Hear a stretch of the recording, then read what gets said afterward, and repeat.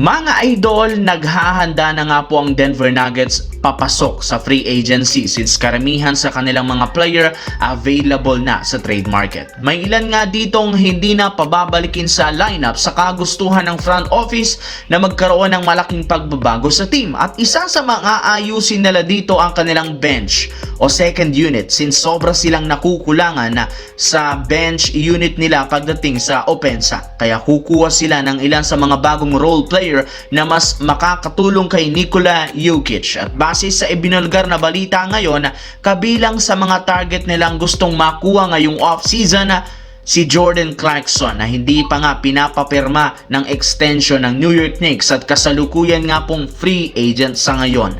Sakto rin naman ito sa pangangailangan ng Denver Nuggets dahil maaasahan pa rin naman siya pagdating sa scoring off the bench na mapapakinabangan ni Nikola Jokic bilang bagong katulong.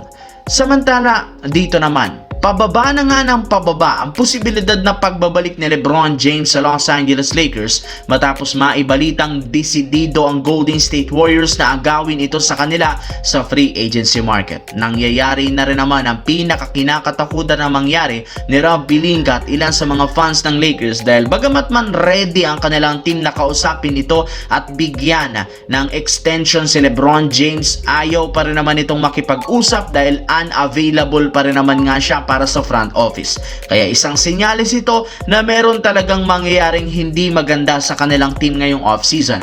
Kumpara sa Lakers, mas maganda rin naman ang magiging tsansa ni LeBron James na magkampiyon next season. Kapag nawala si LeBron James sa Lakers, dito na posibleng magkaproblema ang team gayong si LBJ lang naman ang nag-iisang rason bakit sila isang contender since aminin man natin sa hindi, pareho nga pong walang depensa sina Luka Doncic at Austin Reeves na hindi pwedeng pagkatiwalaan ng Lakers sa kanilang susunod na kampanya. At kapag nangyaring napunta sa Golden State Warriors si LeBron, tapos na ang pagiging contender ng Los Angeles Lakers. Sa kabilang banda, mukhang seryoso at tinototoo ng Golden State Warriors ang balitang pagkuha ng kanilang team kina LeBron at Anthony Davis ngayong off-season mismo. At inumpisahan nila ito nang gawin ang kanyang move ng maibalita na opisyal na nga pong tinanggihan ni Draymond Green ang kanyang player option na nagkakahalaga ng $27.7 million upang makakuha sila ng sapat na cap space. Sa ganyang klaseng paraan, magkakaroon ng Golden State ng mas malaking cap space para mas-sign o mabigyan ng kontrata si LeBron.